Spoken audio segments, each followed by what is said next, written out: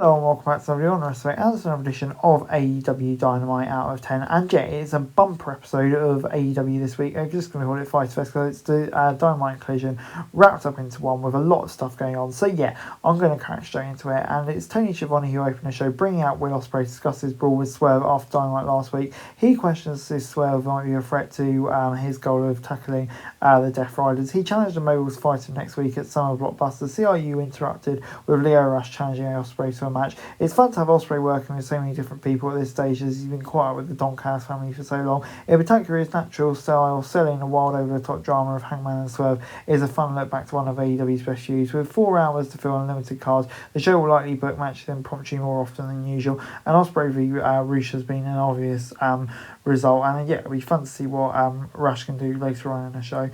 This could have been tighter, but Ospreay did a great job with it, and yeah, can't wait for that match with Swerve next week. But our first match tonight was John Moxley taking on Mark Briscoe. Even with the more frequent interference of Marina Shafir and Wheeler Yuta, Briscoe pushed on Moxley to the time limit. The AEW World Champion finally caught Briscoe with a bulldog choke, causing him to pass out. This was a physical battle between two of the most cerebral performers in AEW. It got bloody early and continued to ramp up to some solid near falls. Even non-times, it was obvious that Briscoe could not beat the champ, but the Jay Driller almost sold the upgrade. The frequent interference, they did not let this quite reach its peak. Too often the pacing of the match would slow it down. The match should likely lead to Briscoe being better positioned, but yeah, Moxley adding stakes to the brawl really added to it. I thought it did great work for Briscoe, and yeah, just the quality of the whole match was really solid. I'll give it a 6 out of 10. Good stuff.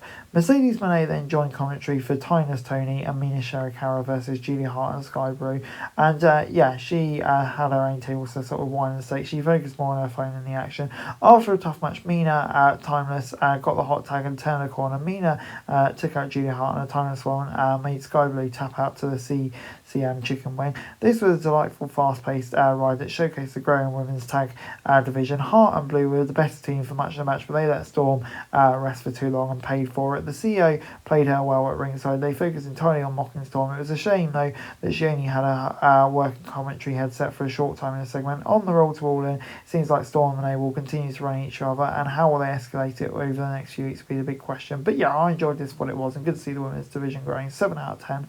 MVP then questioned if any tag team could set up to the Hurt Business. MJF then told Mystico that he would watch his match next week and might face him at Grand Slam Mexico. Speedball, Kevin Knight and Commander then came out to challenge the Hurt Syndicate. MVP said they would need to earn a shot at fighting Lashley and Benjamin. LFI tried to ruin the moment for a return Kevin Knight, but he picked up the win after Speedball, Mike Bailey, time adventure in the UFA to the Beast Mortis. MVP came out and announced next week that the winning team would face the Hurt Syndicate at Summer Blockbuster. The faces laid out the Hurt Syndicate when they tried to attack them early. This was a wild, chaotic round of promo action that led into an exciting trios match next week as well. MJF has found his role with the Hurt Syndicate quickly, especially working with two men who were so good on the mic. A match with Mystico is an intriguing option for Grand Slam, though it would be a mistake to have him lose in Marina Mexico. Hurt Syndicate versus BA and Knight was also an exciting period that's likely to be the best title defense so far. Everyone was great in this match, though most of what we saw was especially impressive from LFI, who looked like a truly great trio. AEW seems averse to trying to push them, but Rush, Mortis and Jessica could be great rivals for the Ops sooner rather than later. We then got the best wrestler alive, Max Caster, putting 5 minutes on the clock for his open challenge, only for Powerhouse Hobbs to beat him in less than 1 minute. It's hard to give this match out of a grade, really. It's fun to see Caster back in action. This game remains a strong format to keep putting over various stages in AEW. Assuming the rest of the Ops were not in attendance, it's a great way to keep them relevant for the night. Meanwhile, Powerhouse gets an easy stat boosting win, which reminds everyone how dangerous he can be. So yeah, fair enough. It's just a question of where we're going with Max Caster at the moment. That's the big issue. But yeah, 5 out of 10. Before we got the International Championship Fatal 4-Way with Kenny Omega surviving a wild match with Claudio Brody and Dorado, managing to catch Dorado with a one-wing angel to get the win. The broadcast shifted to Collision as Okada arrived to face down the champ. Taunting evolved into a brawl. The Clean Air almost hit the Rainmaker with one in the angel before Okada bailed from the ring. As the main event of Dynamite, this was everything it promised. Omega remains champion while making the three men look unstoppable. Claudio was the base for much of the violence, taking a physical beating and helping Dorado, who looked great in this match. And yeah, he brought a lot to it. The more opportunities King gets, the better he looks with his fast-paced offense. Post-match brawl was fine. And yeah, the confirmation of Okada versus Omega for the first time in WWE really brought it up a notch. So yeah, great stuff. 8 out of 10. Before we got Will Ospreay versus Leo Rush, and Rush pitched Ospreay with the help of Action and Andretti throughout the match, but the aerial assassin caught him with the Stars Clash to win. CRU attacked Ospreay after the result, pushing Hangman out to the ring to save the aerial assassin. The Cowboy declared loudly that he would not take any assistance from Swerve. He then promised a deframe Mox, who appeared behind him, followed by Claudio Shafir and Utah. Ospreay returned with the steel chairs to send the Death Riders into retreat. A good match, but a more basic TV contest than Ospreay has delivered recently. This is about giving Rush a chance to wrestle a high-level competitor. It also likely serves as a preview for CRU's Rise of the card, backing out Ricochet in the future. In no way is a success and sets up a great transition from the face-off of Hangman and Mox, sending a Death Riders and strike at any time. The drama of them all, of all four in the storyline, is only going to get better heading to All In as well. So yeah, very excited about that. I'll give it a 6 out of 10. We then got FTR versus Atlantis Genius and Templaro, and yeah, they had FTR on the ropes in the match, but Dax grabbed the leg of Templaro to save Cash and scoring the free. Afterwards, Stokely reminded everyone why FTR is the winningest tag team in AEW. Dax tried to speak afterwards, but was doing this too much and simply declared Denver have missed their chance to hear him. The heel turn has been great for them. They're as good as they've ever been, and you know, great on mic as well. And I think, Atlantis and Templaro did really well putting them over. It was used as a massive showcase for them. AEW's done a great job integrating CMLL ahead of Grand Slam Mexico. So yeah, I think I've really enjoyed the way they've done that, and it worked well here. 7 out of 10. Before we got Rashida and Hechicero versus Los Outrunners and Bandido.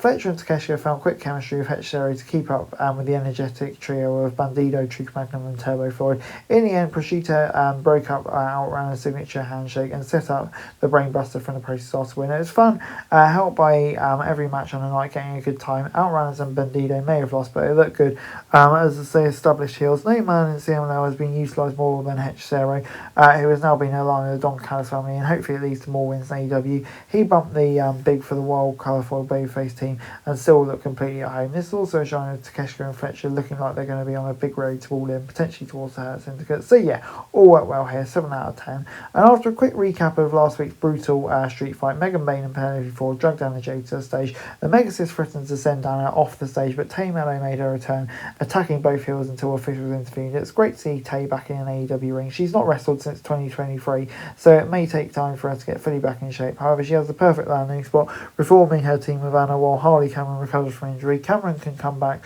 with a third to help them once healthy. TJ was one of the best teams in 2022, and hopefully as part of the future women's division they can re-establish that. But yeah, just great to see her back. Before we got the ROH title match between Nick Wayne, Sammy Guevara, Lee Johnson and AR Fox, and Wayne almost lost multiple times, but he managed to catch AR in the ring and hit the Prodigy Plex for the victory. After a grueling run in the Best of Super Juniors, Wayne went right back to work and shining in this match. It was a fun fatal four-way highlighting the high-flying depth of AEW and ROH. Guevara continues to really reacclimatise to the roster well. AEW kept him front and centre in the ring since he won the gold, though it's disappointing for Christian to have disappeared from TV while Wayne was in Japan. The story is rolling again, hopefully reaching a dramatic turning point. Wayne can only be distracted so many times before he fights back, and hopefully, yeah, that's kind of the beginning of what we saw here. So yeah, this was good stuff and gets a 6 out of 10 from me.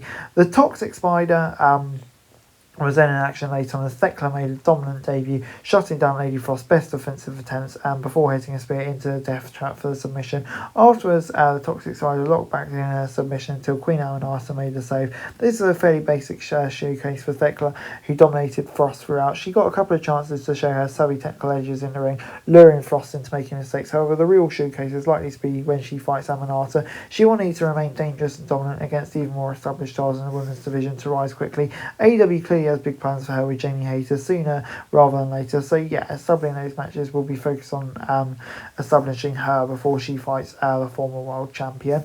And yeah, that led us into our main event, which was the Paragon and Daniel Garcia versus the Don Callis family. And after a competitive, fast-paced battle, Adam Cole caught Rocky with a last shot to win. A solid tag match, but it did not reach the heights expected as the match of the last part of the night. Instead, it was the most throwaway beyond establishing that the Dragon Slayer is still staying a face and not joining Don Callis family as teased last week. It is surprising that we didn't at least lead to a rematch that was announced between Cole and Fletcher, but AEW may be hoping to extend the wait till All In. It's the clearest angle for the Don Callis family as of right now, and Fletcher with the TNT Championship can elevate the threat level of the family once more. But yeah, I'm going to give it a 5 out of 10. Like, it wasn't bad, but it just really didn't hit the heights I was maybe expecting. Maybe it's because we're all tired after such a long period, who knows.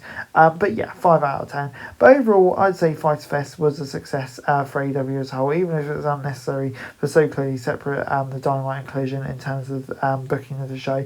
Beyond that, Omega's face off with Ricardo and Ospreay backing up Hangman Death Rider's Collision was mostly filler. It was good action, but filler nonetheless. So yeah, while the first bit was good, I'd say on the whole it probably gets a 6 out of 10 guys, from me. that's it for this video. Thanks very much for watching. Remember to like, share, subscribe, follow us on our socials, link in the description below for daily wrestling news, meme and content. Subscribe to our other channels on screen right now, that'd be greatly appreciated. Thanks very much for watching. Peace out.